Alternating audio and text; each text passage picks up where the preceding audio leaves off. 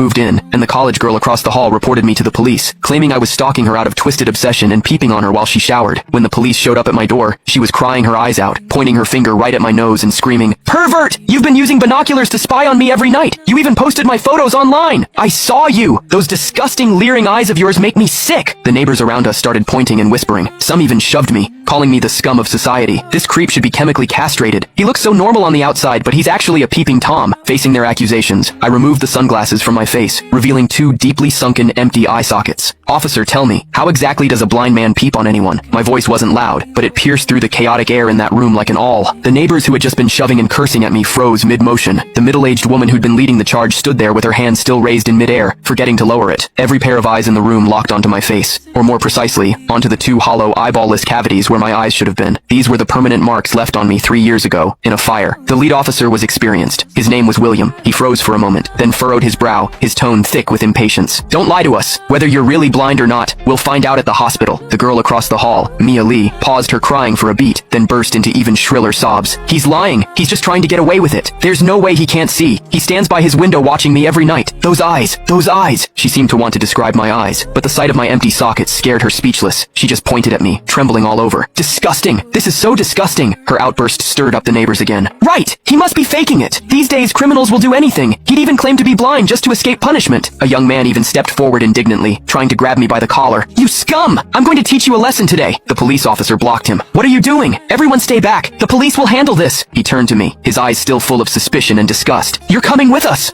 I didn't resist. I calmly held out both hands. Cold metal touched my wrists. Two younger officers flanked me on either side and led me toward the elevator. Behind me, Mia's crying mixed with the neighbors' curses into a chaotic din. "Scum of society, get out of our community. Hope you rot in prison." I could see the righteous expressions on their faces. I could also hear the pleasure in their voices as they trampled me into the mud. I stepped into the elevator. The metal doors slowly closed, cutting off the noise from outside. One of the younger officers, probably new to the job, couldn't help but ask me quietly, Are you really blind?" I tugged at the corner of my mouth but didn't answer. The other officer patted his shoulder, signaling him to keep quiet, but I knew that in their minds, the scales had already tipped completely in favor of that tearful young girl. After all, it was a young, pretty, pitiful college student on one side, and on